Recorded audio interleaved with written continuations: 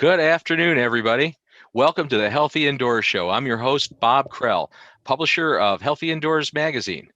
We've got a great show coming up today. With me, as usual, in the co-pilot seat is Joe Medosh. Our guest today is going to be, it's unique in that we're actually having one of our regular columnists from Healthy Indoor magazine as a guest. Go figure, we actually thought to go to our own stable of people that right in our own ecosystem, actually invite them on our show. It's supposed to going outwards and looking for people. You know, what can I say? So anyway, Nate Adams. Nate's the founder of Energy Smart Home Performance in Cleveland, Ohio, and of NateTheHouseWhisperer.com.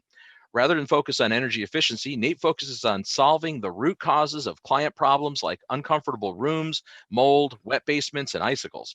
As a fan of radical transparency, he has published the most detailed case studies in the industry on these projects, and he continues to do that on a monthly basis for Healthy Indoors magazine. And we just reminded him that he has his next article due. So welcome, Nate. How are you, bud?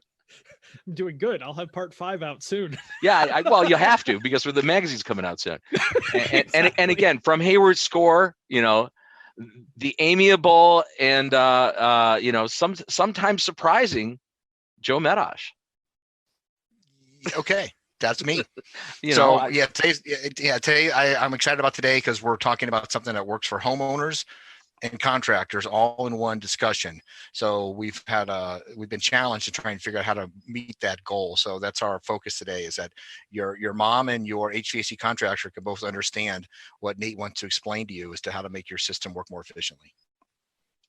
It is funny. Also, with Nate the House Whisperer in general, it's meant to span both, because we're working on this HVAC 2.0 program for HVAC contractors. So our main goal is to provide really good experiences for both contractors and homeowners. So it means we have to teach both. And yeah, it's a hell of a straddle. So I guess I'm going to jump right into it and go, you know, so Nate's ongoing series for us of late. I mean, he's been several years. I can't even remember how many years you've been in the magazine, probably 3 plus, because the years are flying by as I get grayer and less cohesive. Yeah, I know. You know, Joe. You know, we don't know with Joe. Well, you're going to find out today. So let's do it.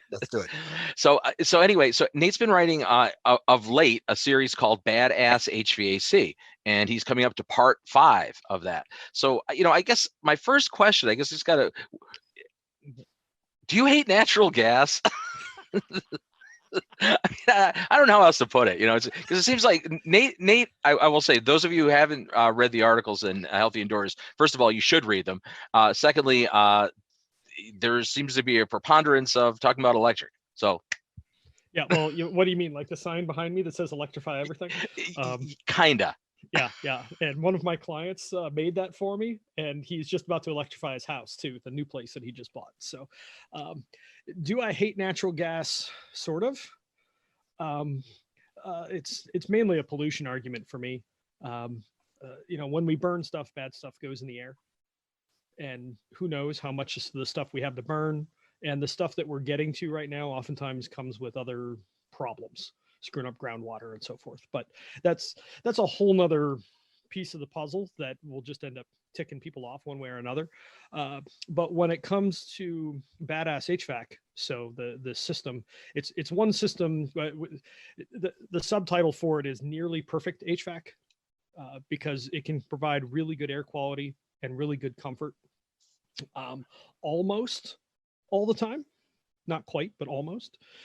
And to be able to do that, one of the hardest parts of being in climates like, well, Joe's now in Colorado and it's dry there.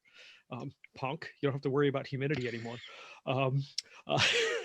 But for all of us that are in what Teddy Bear, Ken Gehring of Thermostor calls green grass climates, it's where your grass stays green all summer, even if you don't water it. Basically east of the Mississippi, we have humidity in the summertime that we have to deal with, and usually spring and fall. And that can cause all kinds of chemical problems, chemical interactions in the house. It causes mold, dust mites propagate more, viruses, which we care about a little more than usual at the moment when you get to very high levels. So being able to control that humidity requires on-demand dehumidification pretty much all year.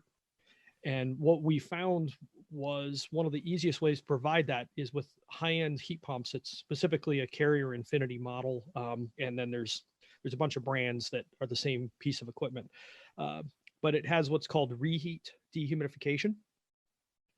So the air conditioner runs, takes the heat and the humidity out, and then you run the strip heat or the backup heat while the air conditioner is running, and you add the heat back in.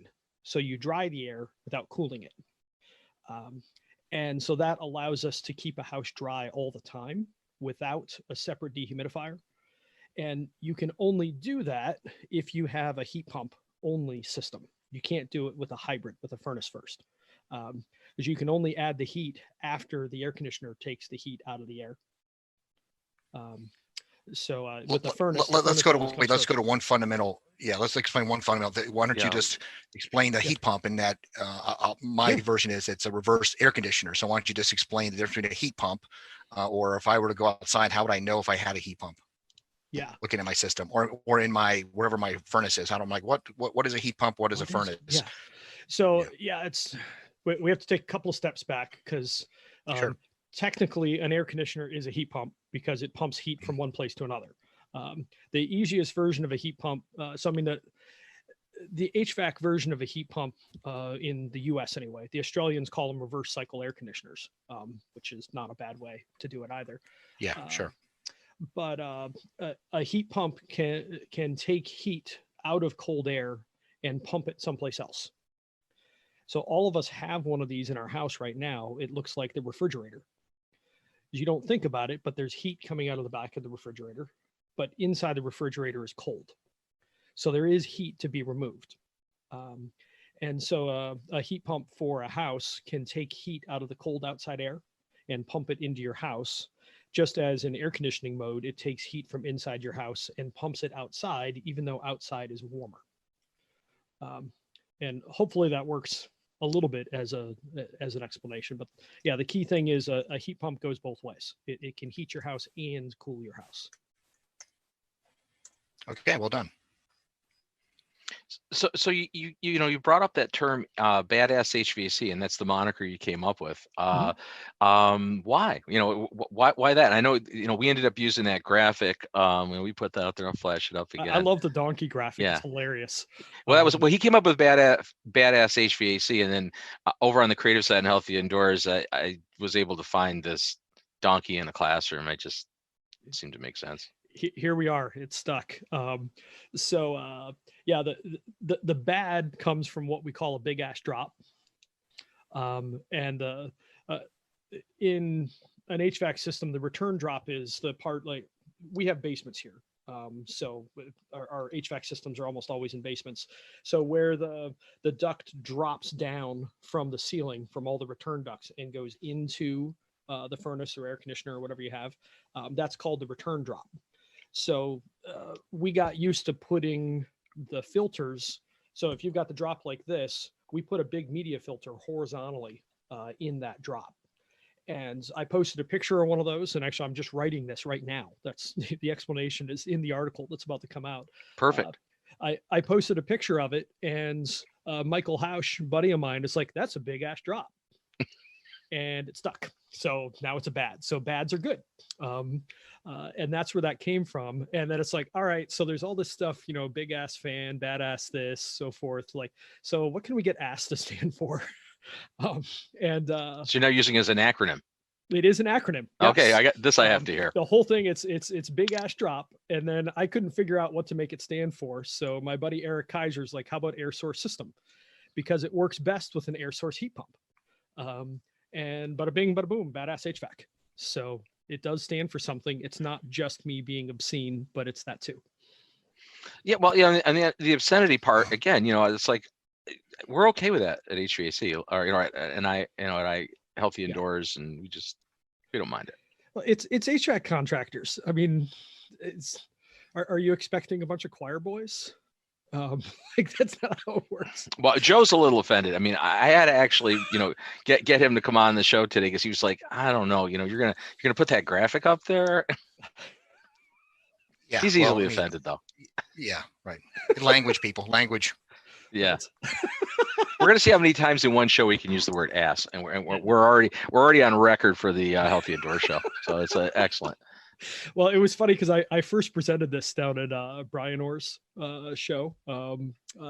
It had like 3 names, but RTFM was the one that stuck. It was Read the Fabulous Manual, or maybe it's Read the Fantastic Manual instead of the other thing that the F word could, F could stand for. And so it was the RTFM conference. But Brian really tries to, in public, keep the swears down. And I'm like, can I just call it Badass HVAC for the presentation? Because I knew I was pushing my luck. And he's like, yeah, sure.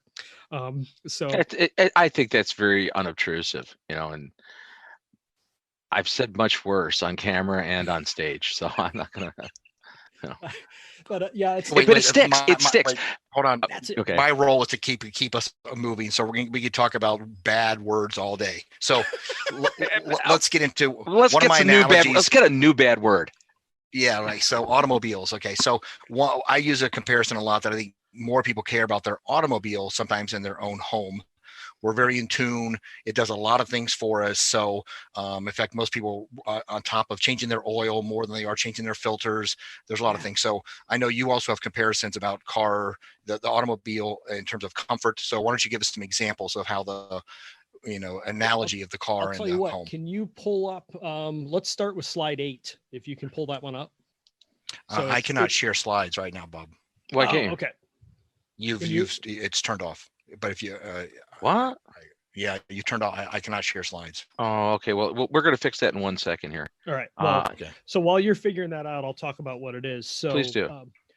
Every HVAC system should be able to provide 6 functions, and there's multiple ways to get there. The most important one is load matching. That's where the output of heat or cool matches what the house needs all the time, and that's best done if you are very aggressive on your sizing. And then you have multiple stage equipment. So it can stage down to say 25% of full capacity, something like that. So load matching is really important. Good filtration is very important for just overall health in a house. Plus it keeps your system from getting clogged up. It's funny, I got to go make sure that I'm putting these in the right order.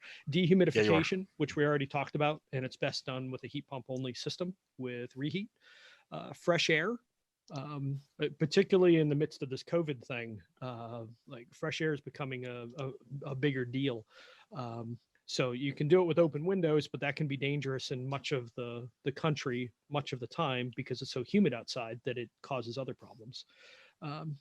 The 5th one is mixing. You want to be able to mix the house all the time, stir it like a vinaigrette. So if you have a room with a lot of carbon dioxide, you'll knock that down to the levels of the rest of the house. That is interesting with COVID at the moment. And then humidification, depending on your climate, can be really useful too. So it's load matching, filtration, dehumidification, fresh air, mixing, and humidification. Every system should be able to do those. Now, and most people are looking at, you're thinking about your car. And so I have this control panel at the bottom there, so I can adjust the heat. I can do max AC, and I have the ability to determine where the air comes from and how the velocity. So why don't you kind of explain what are those what can't the car do out of those ones you just described? So it can do most of them, but it does not do one of those. Which one is that? Yeah, so the only one that a car can't do, a car can do 5 of 6, and every car with air conditioning can do 5 of 6. So the only one that a car can't do is humidification, because you'd need a tank of water for it to add moisture into the house. And I don't want to put any more water or fluids into a car than I have to. There you go. So this is out of HVAC 101. It's the 2nd chapter of my book, and our HVAC 2.0 beta contractors have found this immensely helpful to send out before they go to see a client, because it helps people understand what the differences are. Like when we first learn of any product, we tend to think that it's a commodity, and there aren't a lot of differences. My favorite example is paint. I bought a $12 can of ceiling paint years ago for our second house. 3 coats in, we hadn't finished covering. We were just doing white over white, going from glossy to flat, and it hadn't done it. And I'd put 3 coats on that ceiling, and I ran out of the $12 gallon and had to go buy another gallon. I'm like, this is crap. So whatever product you're looking at, there's different levels, different grades, and understanding what those are is important. And also understanding what the functions are is important. And back to the car here, cars have all kinds of variable speeds, all sorts of different things that you can play with. And we also understand all of these things intuitively.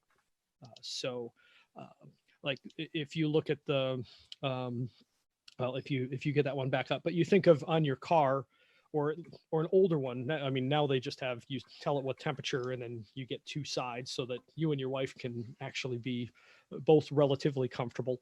But you get a dial of full hot or full cold.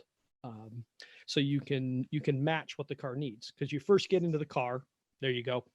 And it's really hot or it's really cold. So you're going to run the HVAC flat out for a while until it takes the edge off of whatever the temperature is. But once you've been driving down the road for 15 or 20 minutes, you're not going to leave the heat or the air conditioner running full tilt. You're going to back it off. So all cars can back it off. Almost no houses can. Houses have an on-off switch. It's, do you want heat or do you want cool? On-off. There's no in the middle. Cars also have variable fan, so you can run it low and then it's not very noisy, or you can run it all the way high and you usually have to speak up to talk over it. And then cars can also aim where you want that flow to go. So, you can hit yourself in the face, you can put it on the defroster, you can send it to the floor, or some mixture of all those. There you go. There's the on off. So that's the load matching. And the curse of houses is, when it comes to load matching, if you have an oversized furnace or an oversized air conditioner, you're going to blip the temperature up really quickly, and then it's going to slide down again, or vice versa if you're running air conditioning. You really want a nice, stable, steady temperature in the house. You don't want it doing this. You want really steady. And unless you have tightly sized HVAC, you're not going to get that. Because even if it's running on low stage, it's still going to be heating or cooling the house too quickly.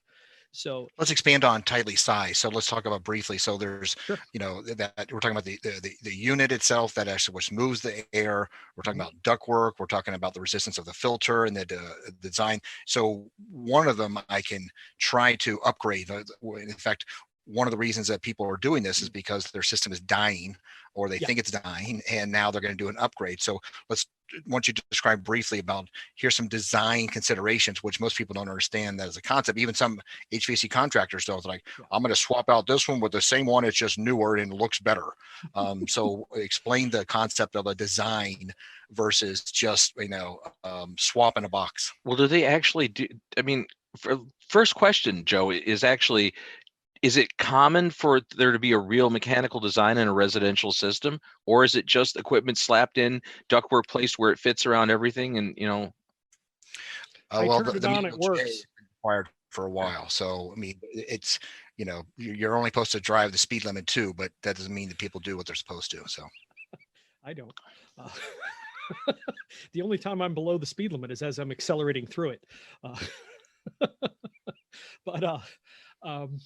So yeah, there's a couple different ways we can parse that. So design to me would be like the entire view of what you're going to do for the HVAC system for the house.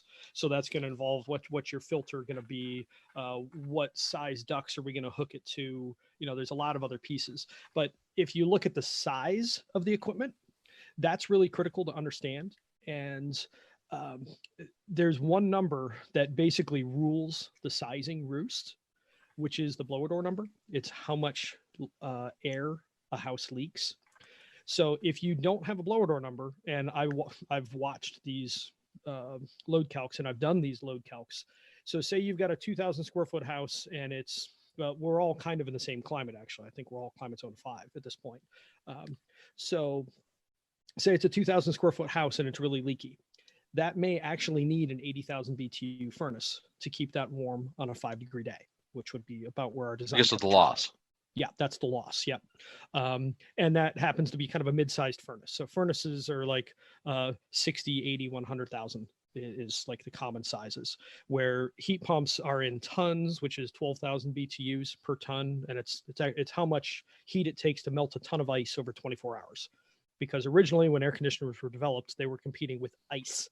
And we still have a 120-year-old metric. And they're, to clarify, they're talking about cooling capacity and with the tonnage. Yeah, well, but it can be heating too. Right. So, I mean, 2 and 3 ton heat pumps are your common ones. So 24 and 36,000. So anyway, leaky house, 70 or 80,000 BTUs is needed on that cold day. Most houses, when we test them, we find that they need closer to 40,000 BTUs. So they're in the 3-ton range. Mm-hmm. And if they are relatively tight, meaning say their blower door is about it's fairly tight. Say their blower door is half what their square footage is. So they have 1,000 CFM 50 blower door test on a 2,000 square foot house. That house might only need 2 tons to keep it warm. In fact, Bill Spone's building one right now, and he's putting a 2-ton heat pump on a 2,800 square foot house, something along those lines, in Pittsburgh. So, I mean, that's not the warmest climate in the world. And so the curse is, if you don't know the blower door, we're looking at between 24,000 and 80,000 as the right size piece of equipment for that. So it'd be like walking into the store and asking the clerk, so what size do I need? I don't know, small, medium, large, XL, maybe a double X. Yeah, it's a big range. Yeah, it's whatever, like just pick one. But instead of it being a $12 or a $50 shirt, it's a $10,000 piece of equipment that you can't return. So once you make that choice, you're stuck with it for 15 or 20 years. So if you do a blower door test and then you do a load calc that is true to that blower door and the energy use of the house, instead of being plus or minus 30 or 40,000 BTUs on your sizing, you're plus or minus 3 or 4. And with the standard sizes being 12,000 BTU increments or 20,000 BTU increments, what size you need once you have that. Like it's very tight. Let's pause right now that most heating and cooling contractors, I leave out the V because they usually don't do the V. So they're heating and cooling contractors, sorry. Mm-hmm. And they don't have a blower door or do that at all. They really don't understand that infiltration can be up to 40% of their load, meaning how much the capacity they need to install in your house. So you're asking for your HVAC contractor, I accidentally put the V back in, to make sure they understand what infiltration really means in your house, and do they have a blower door or have somebody who can come over and do a blower door test. So that's one caveat when you're looking for your list of stuff to talk to your contractor about. Do they have a blower door and know how to use it would be the question that I would be asking. And are they going to do duct leakage testing too? Yeah.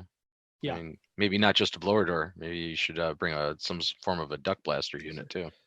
Depending where you are. Duct tester. Duct tester. I know that's a trade name. Oh, you're right. He's so politically correct, and he's not. That's the part but anyway. Carry on. Joe doesn't swear except for what he does. Yeah, exactly. It's in the green room he was swearing. Well, this whole thing is the green room, really. Yeah, true. So a couple of points there. So duct testing is, to me, a secondary metric. So if you blower door test first, if you've got a pressure pan with you while you're doing a blower door test and you're in a southern climate, so you've got the ductwork in the attic, you can test a couple of registers and get an idea if it's a train wreck or not. Right. And then decide go, no go, do we need to do more testing? There's 2 big issues here. A, homeowners have to be willing to ask for it and pay for it. And B, contractors need to have one. And they really should have a good process to follow for doing that, because if we are expecting everyone to be Michael Jordan level talent, we're going to fail. And to me, that's the building performance world has expected that for years. And there's a reason that's, it isn't growing and it's problematic. So I mean that's where we have been creating the HVAC 2.0 process, which at least offers a blower door test to everyone, every contractor that's using it. We don't expect everybody to take it, but at least it's offered. And if we can get to where healthy and comfortable homes are available to anyone that wants them, to me, that's the big piece. So yeah, but to you HVAC contractors out there watching, like it's not that hard to run a blower door. If you're an HVAC contractor, you are mechanically oriented. I can teach you how to run one in an hour. It's not that hard. And then you can go screw it up like I did, because I had no idea what the hell I was doing when I first got one. And I didn't turn my boiler off. And I had the blower door on, started walking down, go downstairs, and I see flames, 200,000 BTU shooting sideways out of my boiler. That's odd. That was no good. I have never gone up those stairs that fast before or since. But as long as you remember to turn the equipment off, there's not that much you can screw up. Okay, on that note, so let's get back to what are the benefits of this designed system that you have, your badass, super duper heating and cooling system. So why should I feel suddenly, when somebody says, hey man, I got a badass car, it only makes me feel bad about what kind of car I've got. So I'm like, oh yeah, well, you know. So but that's part of it. Yeah, that's right. That's right. So let's talk about some of the why it is shaming, that I need the public to say, shaming. Yeah. Because of course the heating and cooling contractor is going to show up and he's going to be like, oh yeah, man, we do badass all day, you know. But I'm like, well, is that what you do on the weekend, or are you installing, a good system? So let's clarify what is it that they're installing and how to get some technical stuff behind that. And many of them are bigger is better, right? I mean, that's still that mantra is still out there, especially on the cooling side. Hey, if 1 ton's good, 2 tons got to be great. Yeah, right. Exactly. So if a lot is good, more is better. Joe, can you pull up the slide that has the picture of the system? Got it. So, I mean, badass HVAC, the whole point behind it was, how do we create a fairly simple system that most contractors can hopefully sell? Like they probably could use a hand, but most contractors can install for sure, because it's not crazy complicated. It doesn't require a whole bunch of extra pieces of equipment. So note that there's no ERV, there's no ventilating dehumidifier, even though we're fine with those pieces of equipment. But if we're going to provide really good comfort and really good air quality, we need to control those 6 functions of HVAC that I was talking about. And this is what it actually looks like in the field. So load matching is, if you're going to be tightly sized, whenever you do a load calc and you're truing it to actual energy use, and you watch a few systems and see how they run, you're going to start using heat pumps, because 2 and 3 ton heat pumps will cover a huge chunk of houses out there. So that's one piece of it. There's a humidifier on there, which is really the only separate piece of equipment. And that's not going to be right for every climate. That's why it's number 6 as far as the priorities. But the second one is filtration. So you see what that looks like. The big ash drop, note that the drop, so the humidifier in this instance is on the return. So that's where the air is coming back into the system. So that's a really big filter. And what's nice about having that horizontal filter is, you've got it in this huge duct, so the entire face gets hit. And because it's horizontal rather than vertical, the whole face gets hit evenly. So it actually filters most of the garbage out, and the filter gets dirty evenly. Where if you put it after the turn, you're going to have one side or the other get dirtier faster. So the filter works better. Plus, with using this great big drop, the filter drop across it is really minor. So like if you put in a strong, like a MERV 13 1-inch filter, it's going to create all kinds of pressure where that air is just working hard to try and get through that thing. Where if you use a large filter in the drop and everything's big, that air doesn't work hard to go through there. So we find that we're getting less than 0.1 inch of water column pressure drop across our filters. Routinely, we're in the 0.05, 0.06 range. And the manufacturers may say 0.1, but if you actually go measure any of your media filters, because your drop is small, so there's not enough air and you're trying to make it turn and do all kinds of stuff, you're probably going to find that it's double that. And the more pressure there is, the more energy your fan has to use, and also the louder it gets.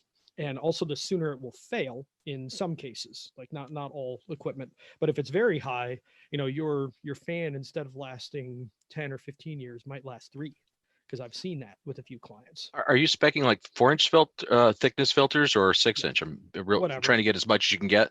As much media. 4 is fine for what we're seeing thus far. This whole thing is meant to be a concept for people to do what R&D really stands for, which is rip off and duplicate. So note that we're not trademarking this or doing anything like that. This is just an idea that we're putting out there because we want this to become normal, because it's something most people can install, most people can sell, that will work in most homes, that controls comfort and air quality really well most of the time. It's not perfect, but it's one fairly simple system that does a pretty good job. And I mean, it's 85% of HVAC that's sold today is single stage, and it is incapable of being badass because you can't do load matching. So the most important thing at the beginning, you can't do, period, off the table. Explain why that's the case, though. Why is a single stage limited in what it can do? Well, it's like we were talking about earlier, where your heat is on off, where your cool is on off. If you are sizing your furnace for when it's 5 degrees outside, how often is it 5 degrees outside? I mean, in our climate, we're below 5 degrees on average 88 hours a year. And so it's a couple hours here, a couple hours there. We aren't there very much. So if you are sizing to that, that furnace is right sized for about 100 hours a year. But the other 8,600 hours a year, 8,700 hours a year, it's wrong. So you're putting too much in, so you raise that temperature up and then you pull it back down. So something a lot of people are probably used to is when it's, say, 50 degrees outside and you're like, man, my house is freezing. I don't know what's going on. It's because your furnace isn't running long enough to heat up the house. You have to heat up all the building materials in the house. Because ideally, you want all of the building materials in the house to be within 2 or 3 degrees of what the thermostat says. And then your house will feel amazing. That's what we do for our clients. One client last year, it was awesome. She's like, Nate, I feel like you put a whole bunch of invisible radiators in my house. Yeah, you should create radiant heat sinks all over. I mean, effectively, that's what you've got there. Yeah, it's awesome mean radiant temperature, which is all in chapter 1 of my book, free download. Let me catch one of the jargons that we just threw out, which was a single stage. And to clarify that newer units have the ability for a motor to run on either variable speed, which means you can fluctuate depending on what your needs are, or it actually has 2-stage, which says it's like high and low, like a gear on a car, or single stage is it just runs. It's kind of like a bicycle with no gears. It's all it can do is to do this one speed. It's on all the way or off. There's an important distinction here. So there's output and there's fan, which are different. So you can have a multiple stage fan on a system that's only on off. So say you have a 60,000 BTU furnace. Your options are 60,000 BTUs or nothing. It would be a little bit less because it's not 100% efficient, but say it's 56,000 BTUs or nothing. That's your option. And so, yeah, you could get a 2-stage, and a 2-stage, low stage is usually about 2/3 of full capacity. So it would be 60,000 and 40,000, something like that. And the same thing goes for 2-stage heat pumps and air conditioners. But ideally, if you want to step up into the fully modulating equipment that can vary in 5 stages or 100 stages, something like that, they'll step down to about 1/4 of their full capacity. So now if we run a 3-ton, 36,000 BTU heat pump, it will step all the way down to 9,000. And instead of only being able to match what the house needs heat-wise for a few hours a year, now we can match what it needs about half the year. And the other half that it isn't, like it's 60 degrees outside, like we're not that uncomfortable when it's 60 degrees outside. Like it's like 60 to 75. That's kind of a sweet band, the windows open kind of area. But it's really critical to size things as tightly as possible, as small as possible, so that all the pieces of your house are about the same temperature and they're close to that thermostat. And then also run multiple stage equipment that runs almost all the time, which seems like it should use more energy, but it doesn't. It's kind of like we probably did this as kids riding a bike. Like you're going along and then you're like, I'm going to pedal like crazy, like a little kid. And then you stop and you're like, and now as adults, we know, let's keep those pedals rolling. Long and steady. Too hard. Yeah. Let's just keep going. And so like you expend the same net amount of energy with both of those tactics. But it's better to be slow and steady the whole time. And there's other benefits to that, right? This is not, take it outside of the energy consumption. By having the equipment running more, a longer duration, longer cycles, you're dealing with, there's dehumidification issues and there's just indoor air quality, right? Filtration. Yeah. So elaborate on that. Yeah. I mean, it's, let's talk about filtration and just crap in the air. Because, Hayward's looking at this, and obviously, Bob, you've been dealing with this for years too. When you get to small particles in the air, so PM10 means particulate matter 10 microns and below. And a human hair is 50 to 70 microns. So we're talking, a fifth or a seventh of the size of a human hair. When it's that size, we inhale it. When it gets down to PM 2.5, it hits our lungs. And when it gets below 1, it goes straight to bloodstream. So, I mean, I don't want to focus on COVID here, but viral particles, even though they're usually smaller than even that, I mean, they're tiny oftentimes. They can be like 0.1 microns, but they're usually in spit particles. Right. They're attached to a larger particle droplet exactly. or something. And so if we can catch those particles, that is helping things out. Another very small particle would be diesel exhaust, because diesel exhaust contains a lot of heavy metals, and they're heavy metals in like the 0.03 to 0.1 micron range. Like they are really, really little. And, heavy metals in our bodies, is that a good thing? Are we going to go back to working with mercury, the Mad Hatter, stuff like that? Like this is negative stuff. So if we can filter that, which we can if you have a decent filter on a house, but you can only use that good filter and have it not cost a lot if it's a big media filter, like a 4-inch thick filter. There we go. Thank you, Joe.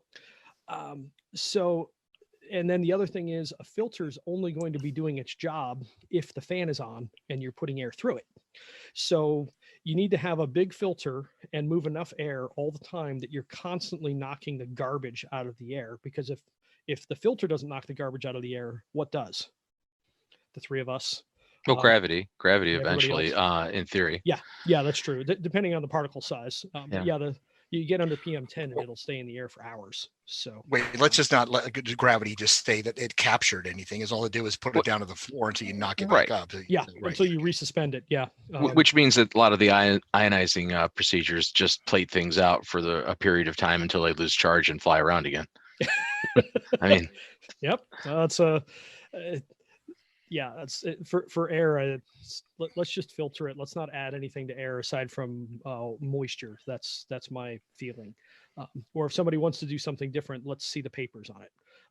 So yeah, this is a great slide, Joe. Thanks for putting this one up. So these are the 4 factors of air quality. We need to be able to control moisture. We need to be able to control dust, which we're talking about right now, particulate matter. We need to be able to control chemicals. So the first thing is don't bring bad crap into your house, but once it is in, and oftentimes it's in your building materials and your couch and things like that, you need to be able to deal with it. And then combustion is the last big category, because there's all kinds of bad stuff. Having been to India, holy cow, is their air screwed up.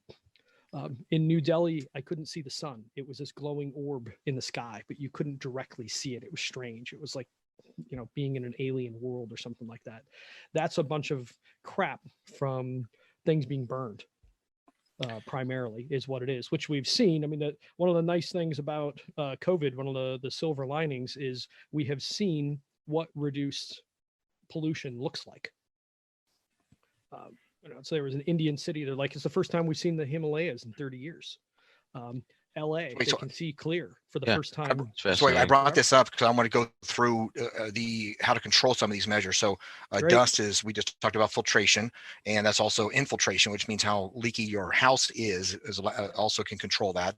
But let's talk about some ways to combat chemicals, which are in the building materials and in the furniture and a variety of stuff that we have in our house that you can't eliminate. So Joe, I'm going to turn that question back on you, buddy. Okay. What do you think is one of the best ways to control chemicals? So the best way to do for me is actually to kind of dilute that. So you can call it fresh air. It's a good term for marketing, but it's outdoor air. Hopefully it is fresh and you're filtering it as it comes in. So the more you're diluting the indoor air, also makes the air much healthier, much fresher. And if you want to bring COVID into it, these are the things that we're now aware of as to why outdoor air into our house is a huge benefit for cognitive reasons and just good health, and diminish all the other stuff that we decided we wanted to live with and can't live without. So, so how about moisture? I'll send you off in moisture and I'll bring up a slide for you. Thank you. Yeah, because fresh air is definitely a piece of the puzzle, but moisture control is also huge. If you have that slide of like the ASHRAE with all the wedges and so forth, that's probably the best one. But like chemical pollutants, when you get to higher levels of humidity, everything off gases more. And we all kind of noticed this, this just happened for us the other day, actually. So I bought an Oriental rug before my wife and I got together, and she has never liked it. And we had it down, and our old cat peed all over the thing. And so it lived in the garage for like 10 years. And we moved here. I'm like, I want to put this down in my office. Really? But it reeks. So I took it in to get cleaned. And I got it back. I'm like, it still smells a little bit funky. So I'll just set it here and maybe it'll air out. Well, we just got to higher humidity levels a couple days ago. And my daughter's room where I had thrown the thing was just reeking of cat pee. And we don't have a cat anymore. And I'm like, crap. But that is VOCs off gassing. When you add moisture to chemicals, you start to smell things that you didn't otherwise. And a lot of these chemicals we can't smell anyway. Like you need an air quality monitor to detect chemical pollutants in the air. But if you can hold the humidity levels down, you will also largely hold the VOCs in check. You need to dilute them and you need to not bring them in. But once they're in, holding your humidity levels is one of the best ways to do it. Formaldehyde is a hydrophilic, which means that the more moisture, the more it wants to now exchange itself with the environment. So that's definitely something you want to be cautious of. Formaldehyde is in so many things we live with, but again, less moisture is better for multiple levels. There are some challenges now with what people say about too low of moisture. So I'm not going to deviate there. I'll bring this chart back up one more time. I have a different philosophy on this chart because ASHRAE had an older version of this, which went down to 30. Yes, and me too. Where I live, it's rare to get that. So I'm in a dry climate. So I lived in Arizona. I also live in Colorado, and it's rare to have moisture sometimes above 20. So I think that 30 is a good level to achieve, and above 60 has a variety of challenges. Yeah. So that's an important point because we disagree with this too. We think 30 to 50 is the place to land, shoot, my mind's blanking. Robert Bean, he says 35 to 55 plus or minus 5%. That to me is a pretty good thing. Because you really don't want to hit 60 if you can avoid it. Because I mean, you look at the wedges there, the action starts at about 60% relative humidity. But you don't want to get super low either. So what we recommend is in the winter to try and stay in the 30 to 40 range, and in the summer, try to stay in the 40 to 50. Does that sound about fair to you guys? Because you guys are both that makes total sense, and I think that's those are the numbers you probably should be shooting for. One of the exceptions I've always taken to some of the extrapolations that people do with ASHRAE is obviously when you get above 70% relative humidity for an extended period, you're really driving microbial growth, right? I mean, no question about it. But I think there's this inaccurate reverse assessment that if you stay below 60%, you can't have mold growth in the indoor environment. And that's just total nonsense because remember, it's not growing in the air, it's growing on surfaces, Yeah. and you still could have condensing planes at very, very low relative humidities. It can be 25% relative humidity in a building in cold weather, and you could have liquid water, in a wall detail. Inside the wall. Exactly. Yeah. It's I mean, what I tell our clients is watch your windows. If you ever see condensation like on the inside of your windows, there's condensation somewhere else that you can't see. That's probably growing something that you don't want. So again, humidity control is critical, and that's like Badass was put together. I mean, this is what we install in client homes. We didn't call it this until, I don't know, 6 months ago or so, when, it's like, all right, so we got bad, how do we make it badass? Like we were talking about earlier. This is what we've done. And I've been a big fan of the low cost air quality monitors for years. I wrote the first substantive comparative review between them. And in watching those with our client homes with this specific system in, their air quality is not perfect, but it's pretty good, and it's fairly automatic, because there is no way to, right now, there may be, but there's no way to automatically control air quality. There's no system residentially that if you hit a certain trigger, it will, crank up the air handler or turn on the ERV to higher. Like there's no good way to do it. There's a few IFTTT kind of things, but there's nothing integrated. There's nothing that's non-geeky. You think there will be, though? I see that on the near horizon. I mean, it is, yeah. The market's driving that. Well, to some degree. So Zoa Haven's coming out with it. We'll see if there is enough market for it, because I'm not completely convinced, but I hope there is, because it would be nice to have. Well, I know that Panasonic and both Brown have disclosed that they have systems that will be released with, they've been delayed due to obvious issues, but early next year, they will be releasing an integrated system in your house.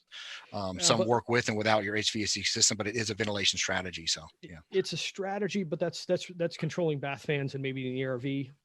We need to bring the central system in, I think, for it to really work well. Like we need to work that central filter hard.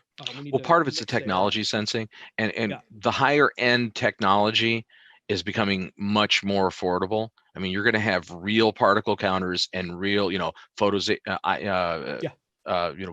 ionization detectors that can actually do real VOC instead of just some electrochemical sensors. And we're not far from having those things dropping in that $600, $700 range with real high end stuff that used to cost $7,000, $8,000. It's close. It's definitely moving. Definitely. All right, I want to address something that's a common myth. So why don't you you tell us where you live and what kind of climate you have, and how many people, like you mentioned, Bill Spohn of TruTech Tools, are all going this route, even if they're in a very cold climate. Yep. So good point. This is actually a picture from my partner Ted Kidd. This is his mom's house. So this is, I don't know, 10 years ago, 12 years ago, thereabouts. It's a hybrid system. So it's the top of the line system at that time, the top of the line heat pump on top of a modulating furnace. And she called Ted on a cold day. It was 5 degrees out. Teddy, like everything's fine, but it's cold air coming out of my vents. Like even though the house is warm, like it just feels weird. What's going on? And he's like, they didn't tell if the furnace existed when they commissioned the thermostat. So that house was running, it was a 3,000 square foot house that was running on a 3-ton heat pump in Rochester, New York, which is not the warmest climate. Bob, you're not far from there. I'm just an hour away. Yep. And I'm about 4 hours from there, and basically the same climate. And Denver, Colorado is a similar amount of heating degree days too. So similar climate. So he's like, well, why the hell do we need a furnace? If the heat pump will carry it, and the operating cost is similar, because I went to their house. His mom sadly passed a couple of years ago, but I at least got to meet her, and I went to their house, and I'm like, this place is phenomenal. Like it's just perfectly comfortable. Everything's even everywhere. And he was like, yeah, so why do we actually need a furnace if the heat pump will do the job, and it does a better job? And that's when it was a couple of years later we started working together. And we started putting these heat pumps in, and then we watched that we had humidity issues because we're tightening these older homes that don't have a vapor barrier under the basement floor, and they're getting damp. And I'm like, crap, how do we control this? And I'd seen reheat in there and started trying to figure out what reheat dehumidification was. Called the supply house to learn how to turn it on. They're like, "What's reheat?" Crap. And there's nobody else I can talk to. I mean, the carrier support bites. It's awful if you are running like right at the edge of what the stuff is capable of. So that was actually the first conversation Brian Orr and I had. I was like, all right, I've got this turned on. What else do I have to do to make it work? And that did. So now we have these houses that are super comfortable for our clients using heat pumps in a cold climate. And we have really good humidity control. And we have really good filtration.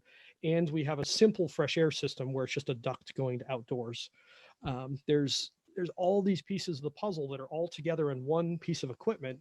And with 15 minutes of punching buttons after the system's put on, I can configure all this stuff. And the thing's, good until it gets ripped out. And yeah, Joe, this is an important thing. We were kind of touching on this earlier. This is reheat dehumidification. So the first coil there is your air conditioner.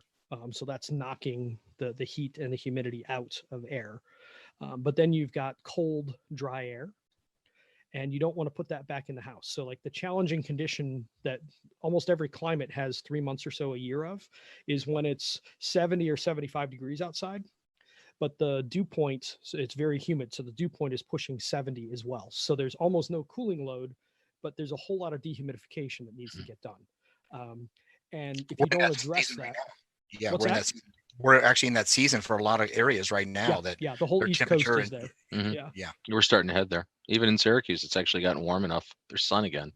It's back. I had snow 2 weeks ago, so that's no more negative thoughts for a little while. It's hard, I know, right? Yeah, our winters are long. February and March every year, it's like, why do I live here? And then you get the summer, you're like, oh, this is it. Anyway, so you need to have a way to knock humidity out of the air inside of a house without cooling it, because almost every climate on the eastern side of the US has 3 or 4 months a year of that. You get to where it's hot and the air conditioner is going to run enough to keep the house dry, but it's those shoulder seasons where things get smelly, like my rug starting to smell. If we don't have control over those, it's going to be problematic. And if you look back at the weather records, there's I forget the name of the website now, but I did a whole presentation at the Healthy Building Summit called The Coming Mold Explosion. Our dew points, the amount of humidity in our climates is up like 2, 3, 4, 5 degrees on average, going back over where it was 50 years ago. Mm-hmm. Things are shifting. Yeah, no question. Things are moving. So we have more humidity we need to control. But then if you put in a high-end piece of HVAC that is supposed to be very efficient, part of how they get that efficiency is a game. So they run the temperature of the coil inside of it higher. So instead of an old unit, an old air conditioner running the coil at like 37 degrees, where it basically acts as a sponge. However cold the coil is, if there's more humidity, if the dew point of the air is above the coil temperature, it's going to suck that moisture out. And I know this is kind of technical, but it's how it works. But the colder the air conditioner is inside your house, the better it dehumidifies. And the old stuff was just a sponge. They almost froze those coils all the time. But now with the higher efficiency stuff, we're running 50, 55, maybe even a 60-degree coil. And so there's almost no dehumidification being done. So you put a new air conditioner that is more efficient, but it doesn't do a good job dehumidifying. So the house gets damper, our dew points are rising, the trees over that house are growing, so it's now more shaded than it used to be. And it's a recipe for disaster. I mean, it just is. So a lot of my friends are saying they're getting all kinds of mold calls they never got. And it's been driven, it's been driven by trying to increase those SEER ratings and, and make these units energy efficient, which they've done, right? The newer breed of air conditioners are much better at not spending energy consumption, but they don't do a very good dehumidification job at all. Well, people bringing fresh air right into their system is what they think. Oh yeah, I can bring fresh air directly into my system, not realizing the amount of moisture that hits a cold surface and, it's a mold. It's a mold the factory right there. And the thing is, that's a factor that, it's funny, like down in the Southeast, in the Gulf areas, they're more conscious of the fact that, you've got a lot of latent load in those climates. It's hard to bring outside air in. But there's this misconception, I think, in the North, right, where we are, Nate, that, you don't really have a moisture issue to deal with. Well, yeah, we do. From about late May until August, end of August, we act like almost like a Gulf Coast area for a period of time. We get a lot of humidity here. Yeah. And even through October. I mean, we can't handle it. 70-degree dew points into October.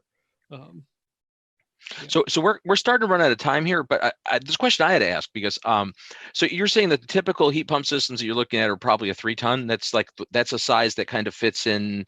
If there was a size that fits many, or not, I'm going to say all, not maybe most or many, that would be a 3-ton. So what type of cost differential are we looking at for somebody going with that type of mechanical configuration over, say, a conventional single stage or even a multi-stage system? What's the difference in retail on this typically? So if you're looking for a good professional install of a furnace and an air conditioner, standard single stage, maybe reasonably efficient, decent piece of equipment, not bottom of the barrel, you're looking at probably 6,000 or 8,000 for the thing. It's going to depend. Like in California, it's 25,000. It's like, I don't know what it is with the costs out there. It's like everything's triple or quadruple.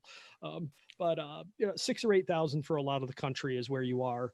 Where if you want to step up into like a badass system, you're going to be somewhere between, say, 10 and 15. It's going to depend. But you're talking about a push of a couple thousand to maybe doubling the cost. It depends on a bunch of things. Like, are there a whole bunch of duct adjustments that need to be done at the same time? Do they have to run a new electric line if you're doing a heat pump? So you got to run, and maybe it's hard to get the electric line there. Yeah, maybe you've only had 110 wired to it before, right? Even if it's 220, it's going to be a 30. It's not enough. Yeah, it's not going to be enough amperage. And if you want 15 kW backup, you need basically 100 amps. So you need a big fat wire. But yeah, it's the incremental cost. So are you going to get heating and cooling for 6,000 or 8,000? Yes. But if you spend incrementally not that much more, you get an amazing house and a really good system that likely has good longevity and will keep you comfortable for years to come. How about operational payback? Are consumers looking at an appreciable difference in operating costs? So if you're going, here we have incredibly cheap gas. It's 35 cents a therm for the gas here. When you put in the meter fees and all the other stuff, it ends up being like 70 cents, give or take. What we find is heat pumps versus gas are within a couple $100 a year cost wise. If we can get rid of the gas meter, the meter fee here is $30 a month. So it's $350 a year, $360 a year. That oftentimes brings the operating costs the same. But at the end of the day, the operating costs don't matter that much because our clients are like, I can't believe how comfortable my house is and my bills didn't go up. That's all I care about. Or even if they go up a little bit, they don't care. My bill went up $200 a year. How many people are going to notice $200 a year? I think it's a negligible amount of money if you have a more comfortable environment and and obviously a healthier environment if you're controlling humidity better. So that's a good thing. Joe, you always have a closing question here. So yeah. So what's the number one thing you would tell your mom to do if she had to replace her unit and you could do it or be there? So what's the one thing you want to make sure your mom would know? Mom, please don't ever forget if you have to replace your unit, this is what you need to do. Get a blower door test and get a good load calc so that you put in the right piece of equipment. And that may actually be on the table. Oddly enough, later tonight, I get to swap her thermostat out. Okay. Literally. That's good advice. Well, we have run out of time. Hate to say. We could go on forever, but we'll have to have you back so that we can have more time with you. Will do. Happy to. So yeah. So we're showing the March issue. That was a cool one. That was when we started our COVID-19 coverage. The next edition of Healthy Indoors, the May edition, drops Monday on the 25th, and we're anticipating having Badass HVAC Part 5 in that one. Yep, I'll have it to you. So look for that at healthyindoors.com the beginning of next week. Looking forward to it. And if you hadn't had the opportunity, oh well, of course Joe's going to do the plug for Healthy Indoors, so let's go with it. So healthyindoors.com is where all of our stuff resides. Everything's at healthyindoors.com. So our homepage is really the central clearinghouse for tons of useful information, whether you're a consumer or you're an industry professional. You can get all the back issues of Healthy Indoors magazine. We got approximately 7 years of that stuff sitting there available, and it's all free, as well as all the back episodes of the Healthy Indoors Show, the podcast, videos, blah, blah, blah, blah, blah. And all 4 previous editions, I guess I would say episodes or whatever, incarnations of Nate's Badass HVAC, parts 1 through 4 are already there published, so you can catch them, I think, running since December, right? Or I think you missed 1 month in there somewhere. Yeah. It might have started in December. Well, anyway, just flip back through, you can get it. It's all there somewhere.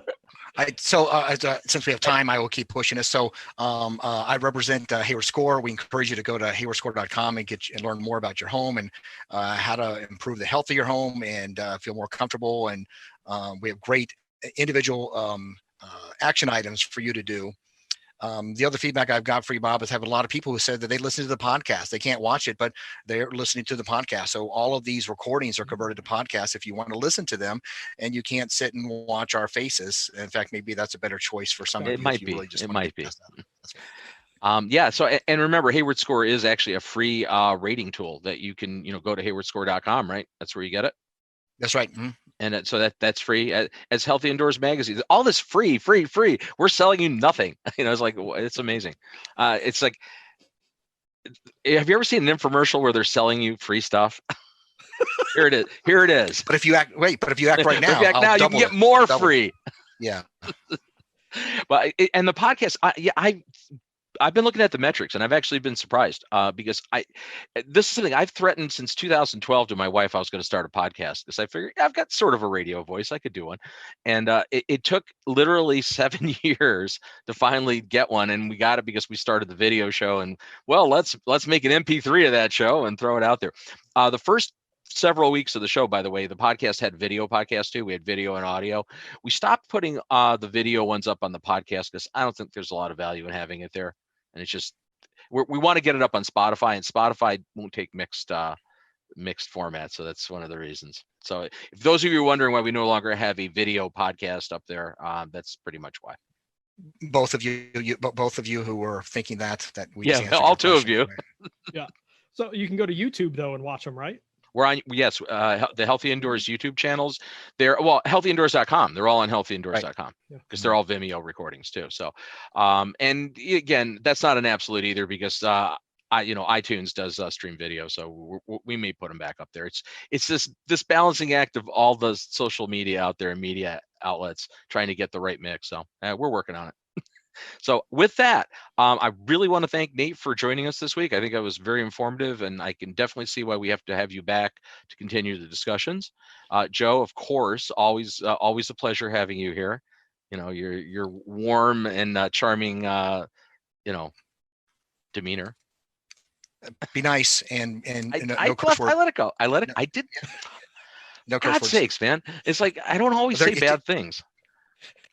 I really don't. It's like, what do you think? I'm Joe Steverick? Come on, let's stop it. Anyway, sorry, Joe, if you were watching. Anyway, with that, I guess it's time to sign out. So I've beat this horse far enough. So for the Healthy Indoors Show and Healthy Indoors Magazine, I'm Bob Krell. We'll see you guys next Thursday from 1 to 2 p.m. Eastern Daylight Time for the next episode of the Healthy Indoors Show. Until that time, please stay safe.